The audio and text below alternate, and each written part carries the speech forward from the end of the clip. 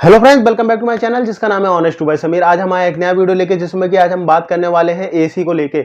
AC के साथ पंखा चलाना चाहिए या नहीं चलाना चाहिए, ये सवाल बहुत लोगों का होता है। वो ये जानना चाहते हैं कि अगर हम एसी के साथ पंखा चलाते हैं तो उससे क्या बिल ज़्यादा आता है, इसमें कोई खराबी हो जाती है।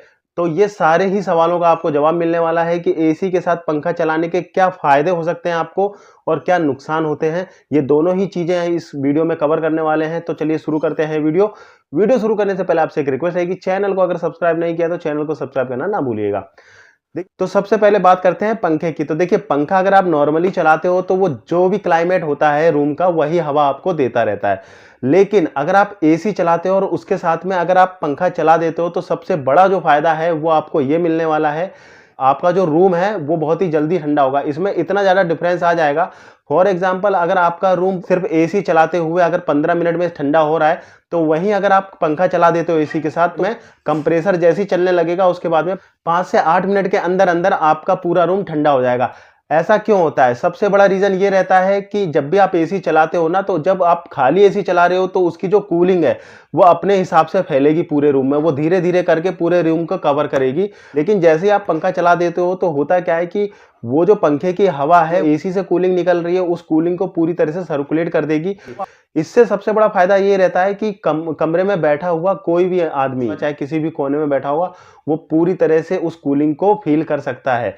तो एक ये सबसे बड़ा फायदा है कि आपका रूम की जो कूलिंग है ना वो बहुत ही जल्दी हो जाएगी। और एसी सिर्फ चलाओगे तो उसमें थोड़ा टाइम लगता है कमरे को कूल होने में।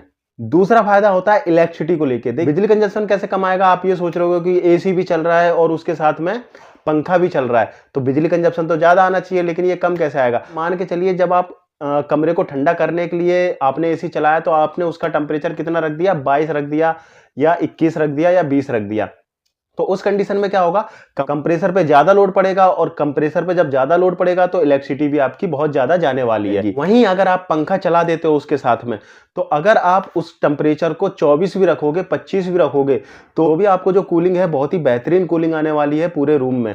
एक बार आप पंखे के साथ में एसी जरूर चला के देखिएगा, आप खुद फील कर पाएंगे। जो टेम्परेचर आप 21 पे लेते हो वो टेम्परेचर आप जब 24-25 कर दे रहे हो एसी का, जब आप ले पा रहे हो अगर पंखा चल रहा है तो। साथ ही बिजली का बिल जो कम होता है ना, वो सबसे बड़ा रीजन होता है। तो जब आप पंखा चला रहे हो तो वो जो टेम्परेचर है ना बहुत जल्दी अचीव होता है। और एसी में लगा होता है सेंसर, जैसे ही पूरे रूम में वो एयर सर्कुलेट हो जाती है, ये रूम का टेम्परेचर जो है, जो भी 28 लगाया, 27 लगाया, 25 लगाया, जो भी लगाया था वो अचीव हो गया। जो कंप्रेसर होता है एसी का वो शट डाउन हो जाता है। जब आप पंखे के साथ में एसी चलाते हो तो आपके कंप्रेसर को रेस्ट ज्यादा मिलेगा, तो आपका बिजली का कंजप्शन भी बहुत कम होगा।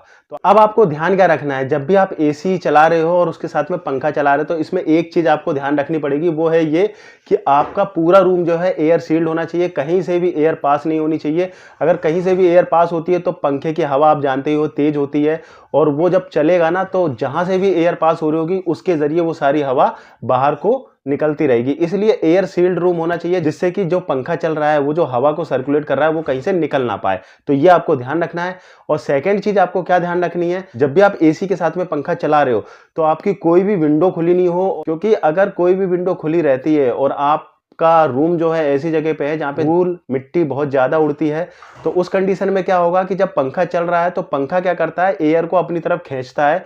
और जब एयर को खींचेगा तो उसके साथ में जितने भी धूल के पार्टिकल्स होते हैं वो साथ में आएंगे ही आएंगे। और जब वो साथ में आएंगे तो एसी भी चल रहा है और पंखा भी चल रहा है, तो एसी भी आपके रूम की हवा खींच रहा है और पंखा आपके बाहर की हवा खींच रहा है। तो होगा क्या, एसी जब भी चलेगा तो उसका जो ब्लोवर चलता है वो हवा खींचता है। तो ब्लोवर जब चलेगा तो अगर आपके रूम में डस्ट ज्यादा होगी या कहीं से भी डस्ट का सोर्स है, तो वो क्या होगा, एसी अपने साथ में ले लेगा और आपके जो एसी में फिल्टर लगे हुए हैं तो बहुत जल्दी गंदे होंगे और बहुत ही जल्दी उस पर डस्ट जमेगी। तो खासकर ये ध्यान रखिए कि जब भी आप एसी के साथ पंखा चला रहे हैं तो कहीं से भी बाहर की जो एयर है वो नहीं आनी चाहिए। एसी के साथ पंखा अगर आप चलाते हो तो बस यही नेगेटिव पॉइंट है कि आपके रूम में डस्ट होगी तो वो बहुत जल्दी खींचेगी। तो इसके अलावा सारे पॉजिटिव पॉइंट ही हैं एसी के। आप एसी के साथ में पंखा चलाइए और यकीनन आपका बिजली का बिल बहुत कम आएगा। आपके एसी का जो टेम्परेचर रखना है वो ज़्यादा से ज़्यादा 25 रखिए, 26 रखिए। 26 भी रखते हो तो आप पाओगे कि आपने जो टेम्परेचर रखा है बहुत ही अच्छी तरह से वो काम कर रहा है। और आई होप कि आपको ये वीडियो पसंद आया होगा। अगर वीडियो पसंद आया तो चैनल को लाइक एंड सब्सक्राइब करना ना भूलिएगा। Thank you so much video देखने के लिए। धन्यवाद।